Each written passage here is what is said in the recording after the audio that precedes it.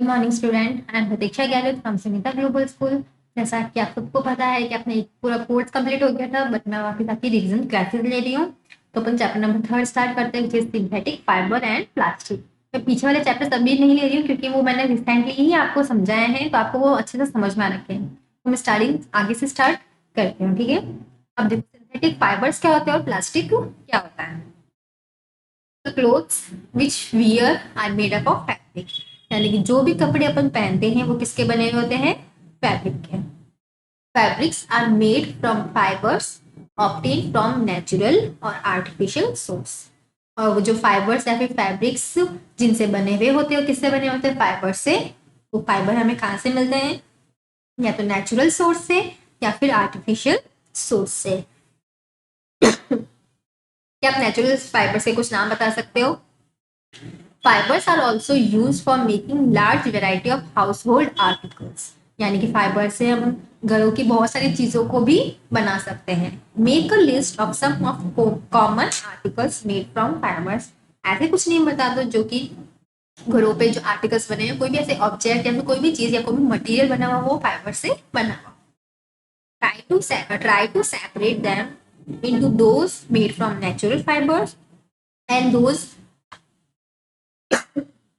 made from artificial fibers.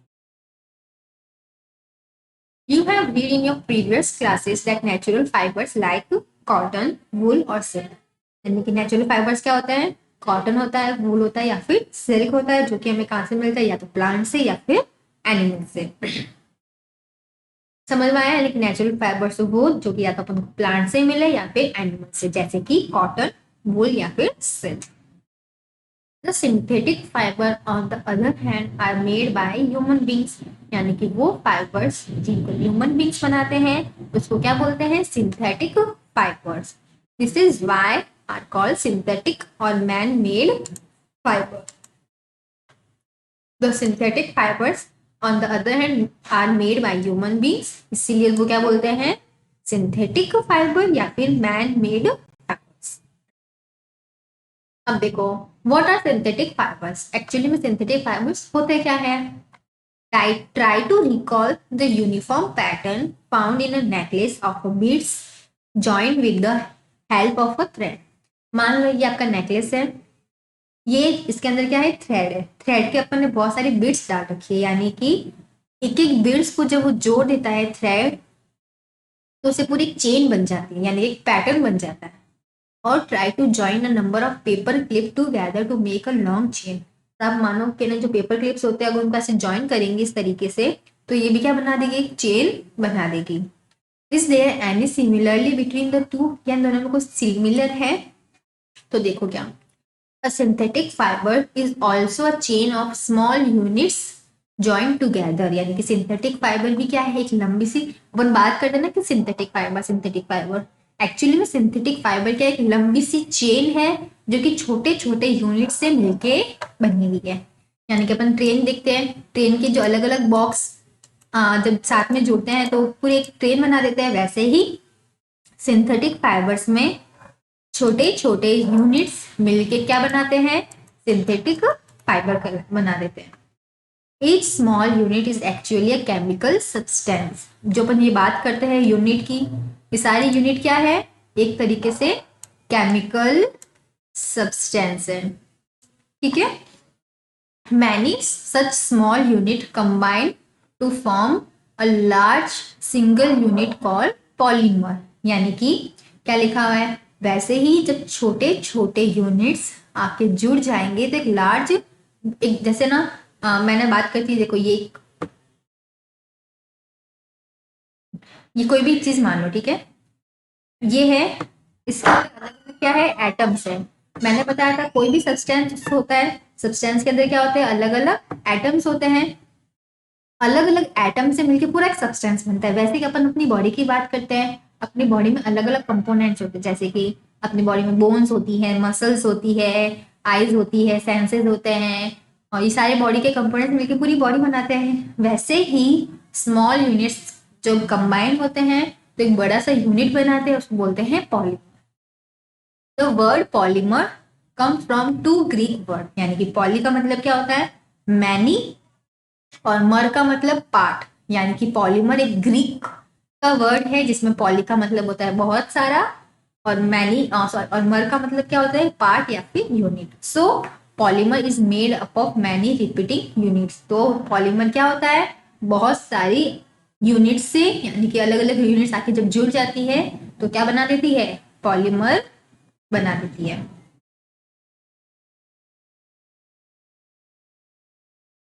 अब देखो type of synthetic fibre. Synthetic fibre के कितने टाइप होते हैं। सबसे पहले rayon.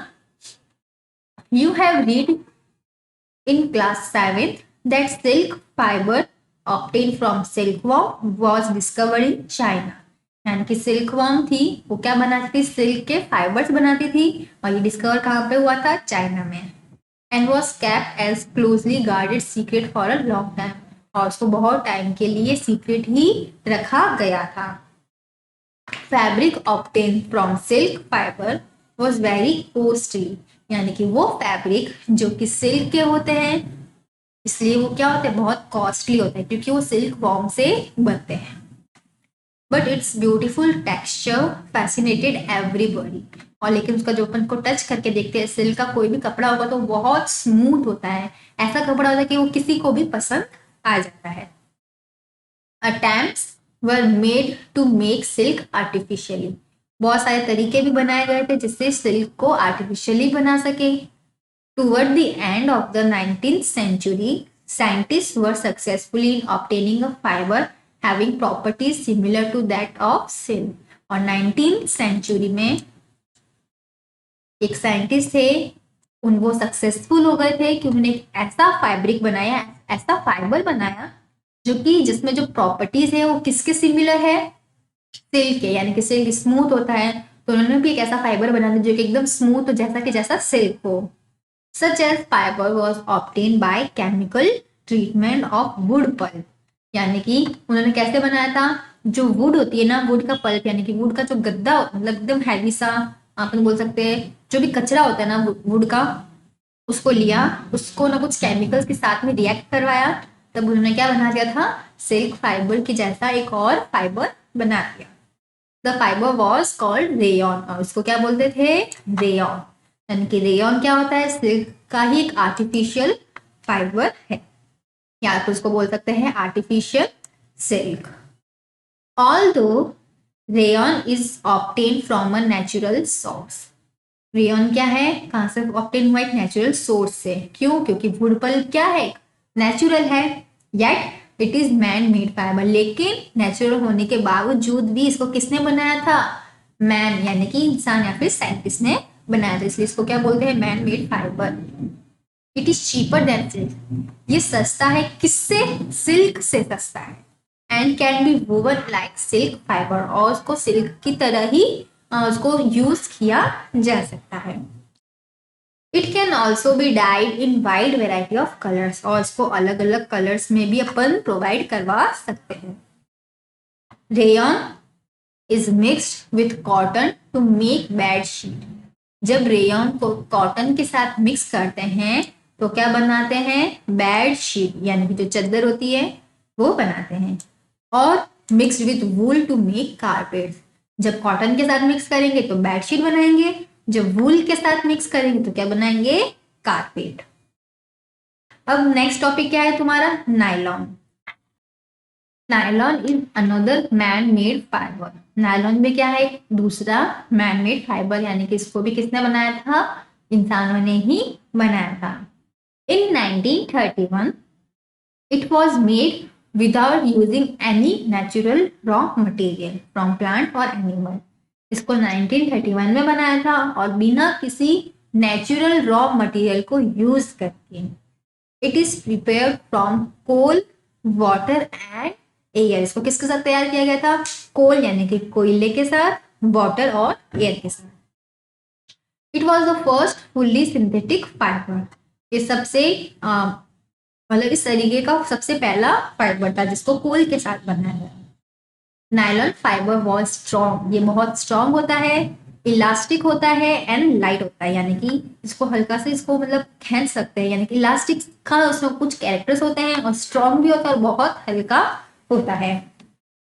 It was lustrous and easy to wash. Lustrous यानी कि जो अपन को इजीली अच्छा लग जाए, ठीक है। लस्ट्रस वाला दिखने में अच्छा होता है और इसको अपन इजीली वॉश भी कर सकते हैं। तो it become very popular for making cloth, इसीलिए ये बहुत पॉपुलर हो गया था कपड़े बनाने में भी।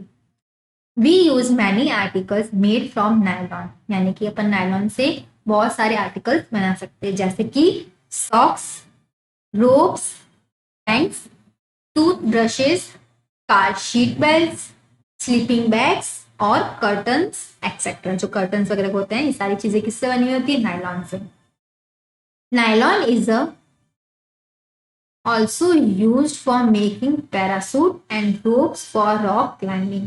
जो नायलॉन होते हैं उससे पैरासूट्स भी बनाते हैं और जो रॉक क्लाइंबिंग करते हैं उसके लिए जो रोप्स होती है वो भी बनाई जाती है।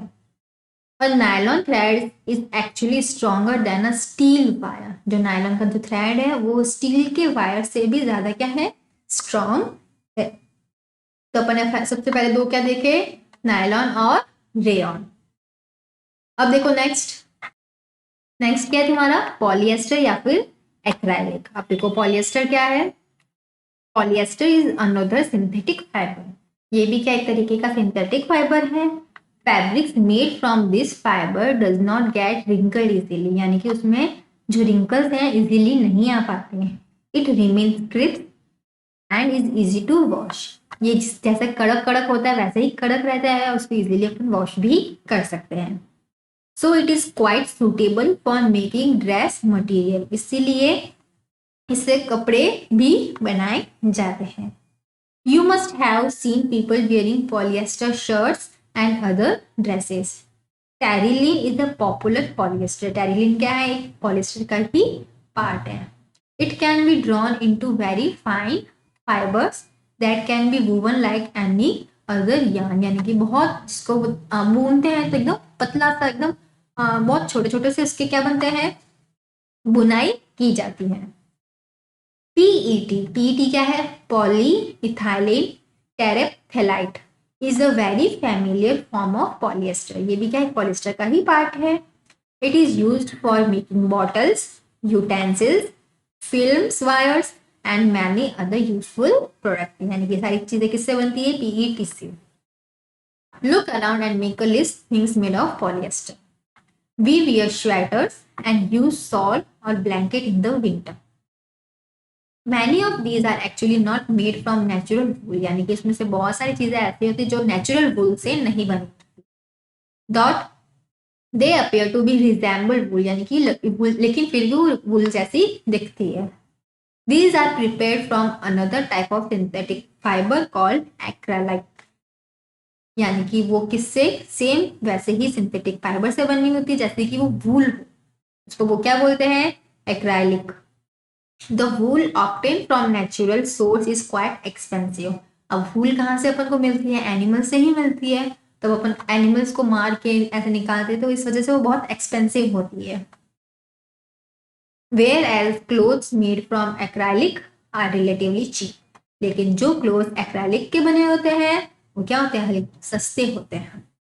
दे are available in variety of colours, यानी कि अलग अलग कलर्स में भी अपन को मिलती है। Synthetic fibres are more durable and affordable which makes them more popular than natural fibres. Synthetic fibres बहुत टाइम तक चल जाते हैं और हल्के सस्ते होते हैं, इस वजह से वो बहुत ज्यादा पॉपुलर हो गए थे। किससे ज्यादा? नेचुरल फाइबर से ज्यादा। You have already performed an activity of burning natural synthetic fiber. When you burn synthetic fiber, you find that their behavior is different from that of natural fiber. You must have noticed that synthetic fiber melt on heating, यानी कि जब synthetic fiber को अपन जलाते हैं तो वो पिघलने लगता है। This is actually a disadvantage of synthetic fiber. तो ये क्या है? इसका डिसएडवांटेज है, यानी कि उसका एक नुकसान है। If the clothes catch fire, अगर कभी कपड़ों में आग लग गई, इट कैन बी डिजास्टर्स, तो ये बहुत ज्यादा नुकसान हमें दे सकता है। The fabric melt and stick to the body of the person wearing it. अगर बाई चांस किसी ने सिंथेटिक फाइबर का कोई कपड़ा पहना है और वो कपड़ों में आग लग गई हो, तो जो फाइबर पिघलेगा और इंसान की बॉडी पे ही चिपक जाएगा। We should therefore not wearing synthetic clothes while working in the kitchen और इन द लेबोरेटरी। इसलिए उन सिंथेटिक फाइबर या फिर सिंथेटिक क्लोथ को तब नहीं पहनना चाहिए जब अपन किचन में वर्क कर रहे हो या फिर लेबोरेटरी में कोई वर्क कर रहे हो। फिर अपना नेक्स्ट टॉपिक है कैरेक्टरिस्टिक्स ऑफ सिंथेटिक फाइबर। इसको अपन अपनी नेक्स्ट क्लास में देखेंगे। तब तक के लिए मैंने आपको जो भी समझाया है उसको अच्छे से रीड कर लेना। चैप्टर बहुत सिंपल सा है और इजी, आपको इजीली समझ में भी आ जाएगा। तब तक के लिए stay home, stay safe, good bye.